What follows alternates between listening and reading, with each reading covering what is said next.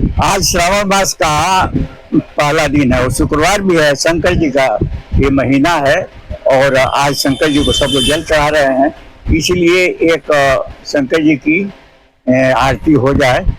कर्पूर गौरम करुणावतारम संसार सारम भुजगेंद्रहारम सदा वसंतम हृदयारविंदे भवम भवानी सहितम नमामि।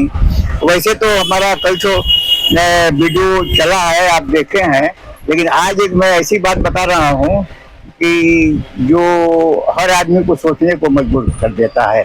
आप मान लीजिए कि बहुत स्वस्थ हैं, ठीक हैं, पढ़े लिखे हैं, ईमानदार हैं, संपन्न हैं, सब गुण है, लेकिन आपको ठगने वाले लोग भी हैं समाज में।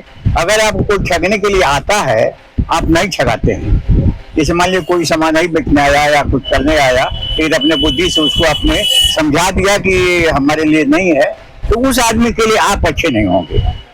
अब ये सोचिए, उस आदमी के लिए आप अच्छे नहीं होंगे, आपको अच्छा नहीं कहेगा। और बहुत ऐसी चीजें हैं, जैसे आप मान लीजिए बहुत स्वस्थ हैं और कभी बीमार नहीं पड़ते हैं, तो डॉक्टर आपको अच्छा नहीं कहेगा, क्योंकि आप उसके व्यवसाय में सहयोग नहीं कर रहे हैं। स्वस्थ हैं तो डॉक्टर ना आपको जानेगा ना आपको अच्छा कहेगा। अगर आप झगड़ालू नहीं, झगड़ा नहीं करते हैं, तो फिर दरोगा आपको नहीं जानेगा और दरोगा कहेगा कि मेरे काम का आदमी नहीं है। अब देखिए समाज क्या है। डॉक्टर, अगर हम बीमार नहीं है तो डॉक्टर के काम पे हम नहीं हैं, डॉक्टर का हम सहयोग नहीं कर रहे हैं, इसलिए डॉक्टर हमको अच्छा नहीं मानेगा। हम झगड़ा नहीं मार कर रहे हैं तो वो दरोगा भी न हमको जानेगा और न हमको अच्छा कहेगा, क्योंकि मैं उसका कोऑपरेट उसको नहीं कर रहा हूँ, उसका सहयोग नहीं कर रहा हूँ। गांव में हूँ, मोहल्ले में हूँ, अगर मैं किसी से विवाद नहीं कर रहा हूँ, झगड़ा नहीं कर रहा हूँ, तो पंच भी हमको लाइक नहीं करें, कहें करे तो मैंने कभी हम पंचायत नहीं बुलाता है या ऐसे वैसे।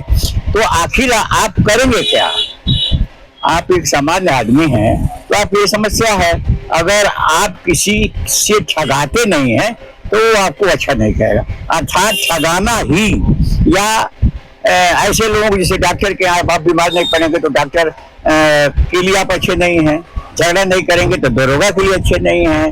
तो सामान्य रूप से अगर विवादित बात नहीं करते हैं, सत्य पर चलते हैं, तो तमाम लोग, गांव के लोग ही या आपके मोहल्ले के लोग ही आपको अच्छा नहीं मानते हैं।